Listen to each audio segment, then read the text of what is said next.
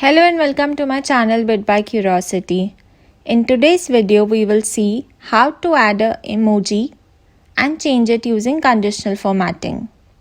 Also, since this is third video in our series of recruitment dashboard, we will calculate average feedback and use conditional formatting to put a smiley or straight or sad face basis the same.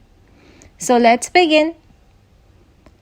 Let's first see how conditional based emoji works. So if I put 2.9, see how it changes to sad face. If I enter 3.2, it becomes straight, and if I enter 4, we get a smiley face. Let's look at the logic. It's extremely simple if you're comfortable using ifs formula. Ifs formula is a logical function which can be used to test multiple conditions. It returns a value corresponding to the first true condition. Let's see how it works. Equal to ifs number is greater than 3.5. I want to return a smiley emoji. Let me write J for now. I will explain why I have entered J in a minute. Next condition, we want to check if number is greater than or equal to 3. Then return K. Remember what I said about ifs formula. It returns a value corresponding to the first true result. So even if 3.6 is satisfying both the conditions, that is, it is greater than 3.5 and it is also greater than 3. But it will return the first value, which is J. The last condition is if a number is less than 3, then return L. Let's check our formula. If I enter 2.9, we get L. Yep, the formula is working fine.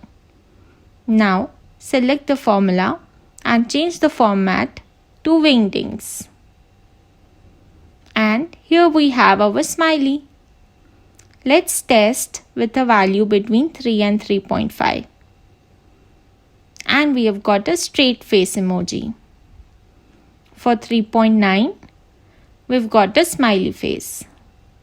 Now, this is because in wingdings format, J corresponds to smiley face, K to straight face, and L to sad face. If you want to check out other symbols, go to Insert tab, click on Symbols, go to Font and select Wingdings. You can see other symbols and insert them as well. Now, since we are using emojis in our dashboard, I will calculate average feedback. Like previous videos, I am using pivot table to calculate it. Go to Insert, Pivot Table, Add to Data Model, Add Feedback to Values, right-click and summarize values by average. Add this to our dashboard by using equal to sign.